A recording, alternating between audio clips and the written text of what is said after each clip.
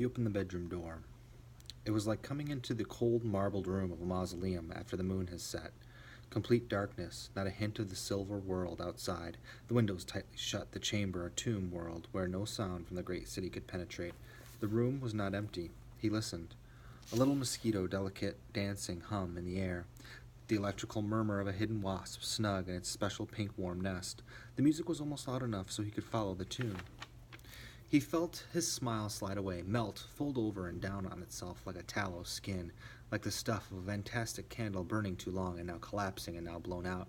Darkness. He was not happy. He was not happy. He said the words to himself. He recognized this as the true state of affairs. He wore his happiness like a mask, and the girl had run off across the lawn with the mask, and there was no way of going to knock on her door and ask for it back.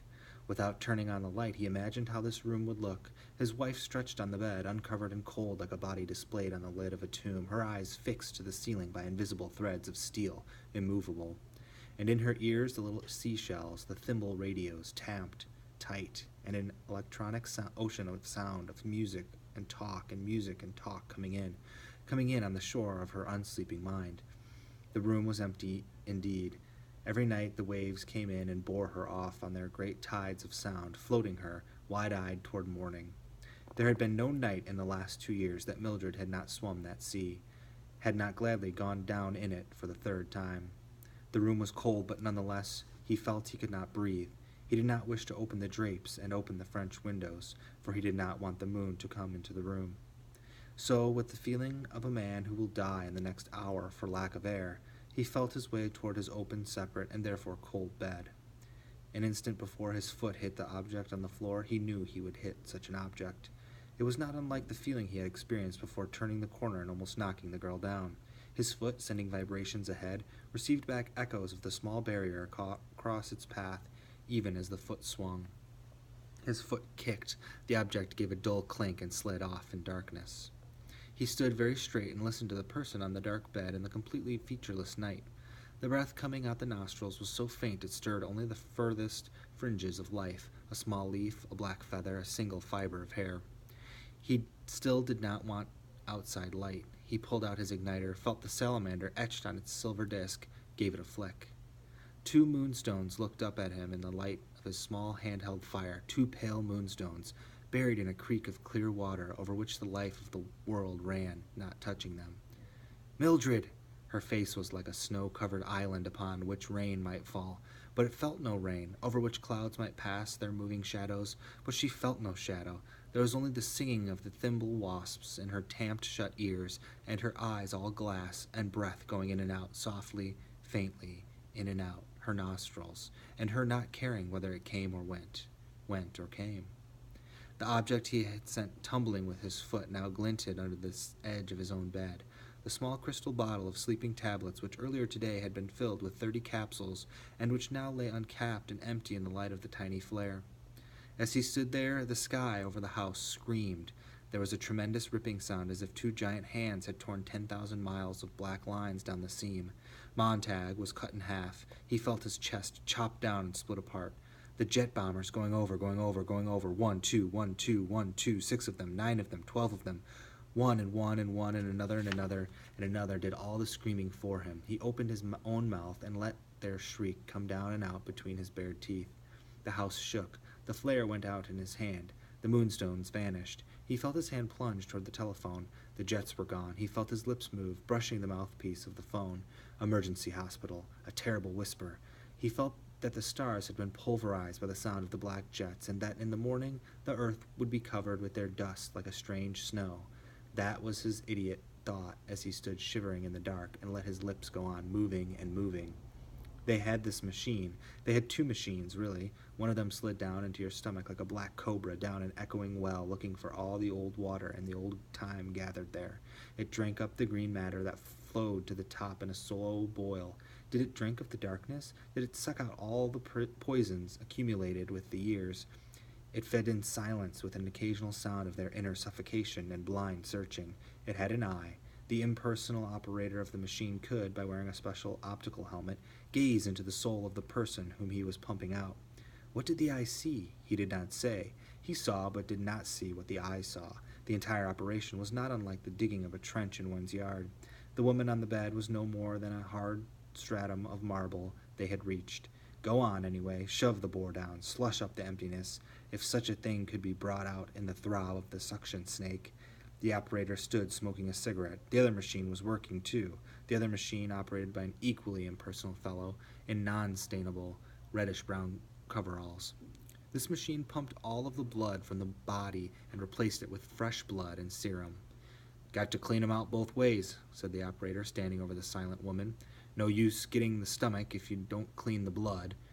Leave that stuff in the blood, and the blood hits the brain like a mallet. Bang, a couple thousand times, and the brain just gives up, just quits. Stop it, said Montag. I was just saying, said the operator. Are you done? Said Montag. They shut the machines up tight. We're done. His anger did not even touch them. They stood with the cigarette smoke curling around their noses and into their eyes without making them blink or squint. That's $50. First, why don't you tell me if she'll be all right? Sure, she'll be okay. We got all the mean stuff right in our cases here. It can't get her now. As I said, take out the old, put in the new, and you're okay. Neither of you is an MD. Why didn't they send an MD from emergency? Hell, the operator's cigarette moved on his lip. We get these cases 9 or 10 a night. Got so many, starting a few years ago, we had the special machines built. With the optical lens, of course, that was new. The rest is ancient. You don't need an MD case like this. All you need is 2 handymen, clean up the problem in half an hour. Look. He started for the door. We gotta go. Just had another call on the old ear thimble. 10 blocks from here. Someone else just jumped off the cap of a pillbox. Call if you need us again. Keep her quiet. We got a contraceptive in her. She'll wake up hungry. So long. And the men with cigarettes in their straight-line mouths, the men with the eyes of puff adders, took up their load machine and tube and their case of liquid melancholy and the slow dark sludge of nameless stuff and strolled out the door. Montag sat down into a chair and looked at this woman. Her eyes were closed now, gently, and he put out his hand to feel the warmness of breath on his palm. Mildred, he said at last. There are too many of us, he thought. There are billions of us, and that's too many. Nobody knows anyone. Strangers come and violate you. Strangers come and cut your heart out. Strangers come and take your blood. Good God, who were those men? I never saw them before in my life. Half an hour passed. The bloodstream in this woman was new, and it seemed to have done thing to her. Her cheeks were very pink, and her lips were very fresh and full of color, and they looked soft and relaxed. Someone else's blood there. If only someone else's flesh and brain and memory. If only they could have taken her mind along to the dry cleaners and emptied the pockets and steamed and cleansed it and reblocked it and brought it back in the morning. If only. He got up and put back the drapes and opened the windows wide to let the night air in. It was 2 o'clock in the morning. Was it only an hour ago? Clarice McClellan in the street, and him coming in the dark room, and his foot kicking the little crystal bottle. Only an hour? But the world had melted down and sprung up in a new colorless form. Laughter blew across the moon-colored lawn from the house of Clarice and her father and mother and uncle, who smiled so quietly and so earnestly.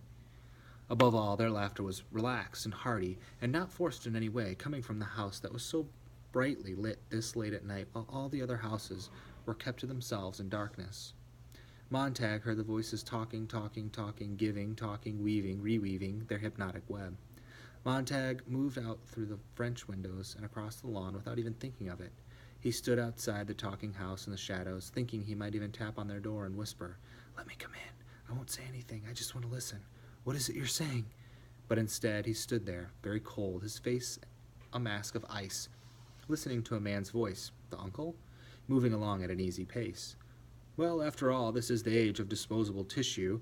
Blow your nose on a person, wad them, flush them away, reach for another, blow, wad, flush, everyone using everyone else's coattails. How are you supposed to root for the home team when you don't even have a program or know the names? For that matter, what colored jerseys are they wearing as they trot out on the field? Montag moved back to his own house, left the window wide, checked Mildred, tucked the covers about her carefully, and then lay down with the moonlight on his cheekbones and on the frowning ridges in his brow, with the moonlight distilled in each eye to form a silver cataract there.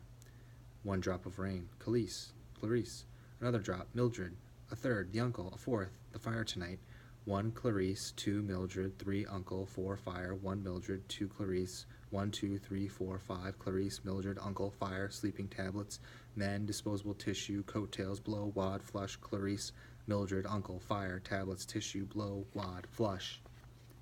1, 2, 3, 1, 2, 3, rain, the storm.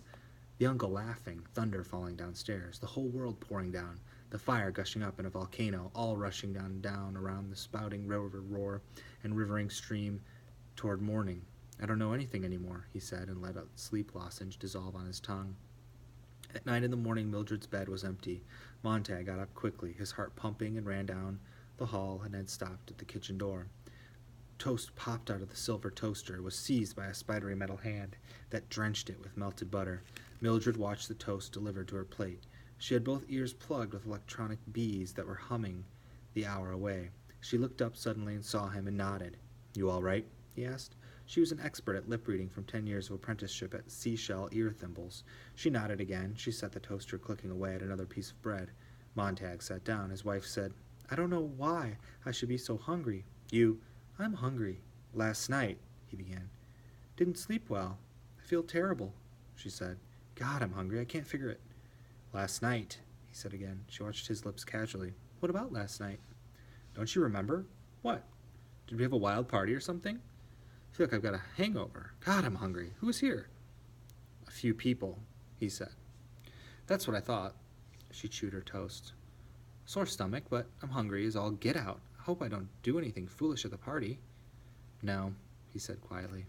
The toaster spidered out a piece of buttered bread for him. He held it in his hand, feeling obligated.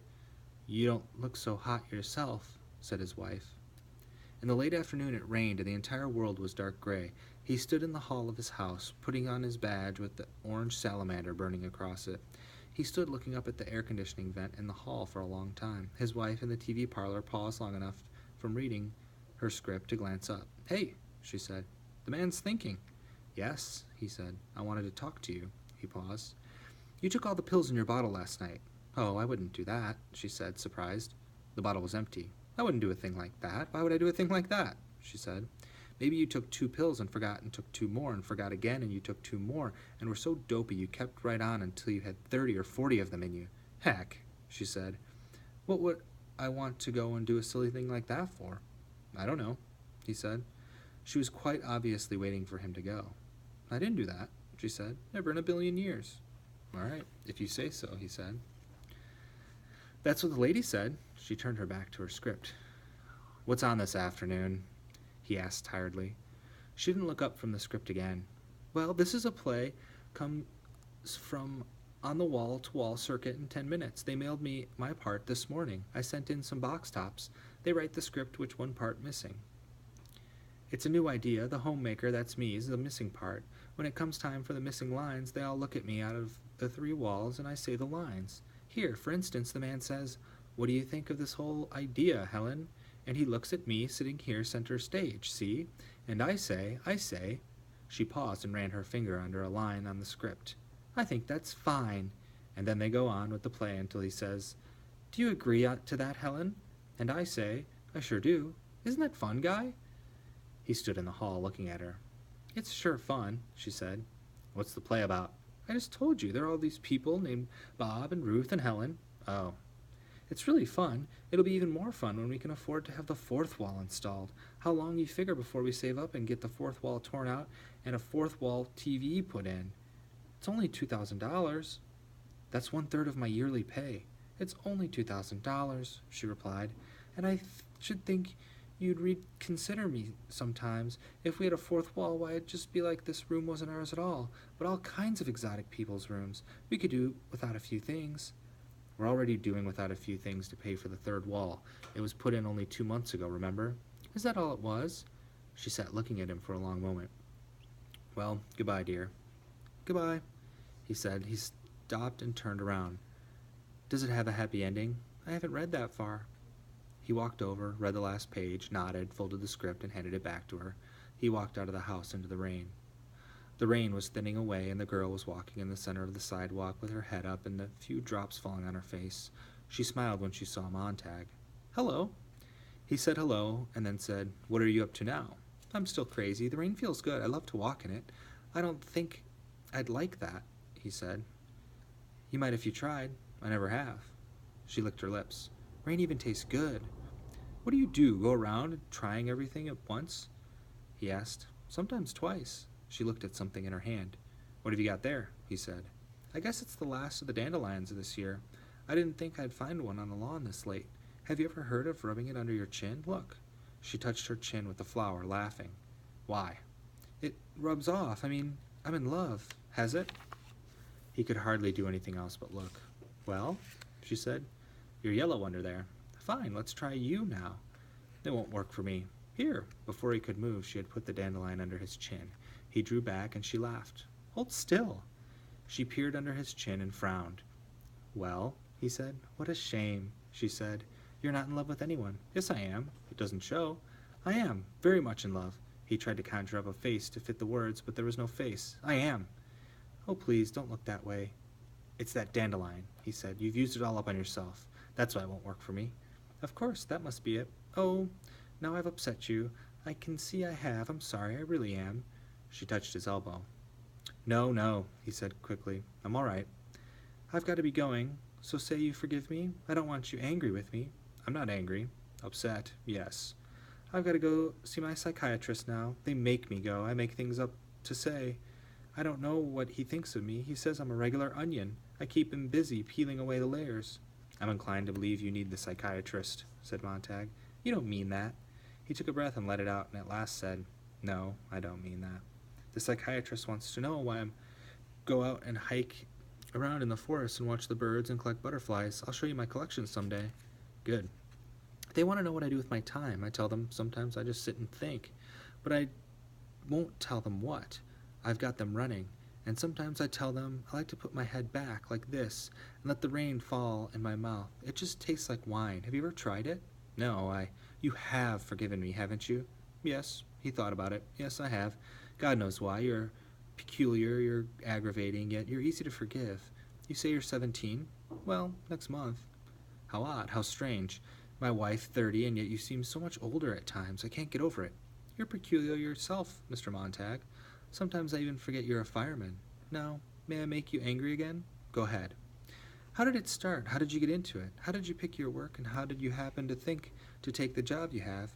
You're not like the others. I've seen a few. I know. When I talk, you look at me. When I said something about the moon, you looked at the moon last night. The others would have never done that. The others would walk off and leave me talking, or threaten me. No one has time anymore for anyone else. You're one of the few who put up with me. That's why I think it's so strange you're a fireman. It just doesn't seem right for you somehow. He felt his body divide itself into a hotness and a coldness, a softness and a hardness, a trembling, not trembling, the two halves grinding one upon the other. You'd better run to your appointment, he said, and she ran off and left him standing there in the rain. Only after a long time did he move, and then, very slowly as he walked, he tilted his head back in the rain for just a few moments and opened his mouth.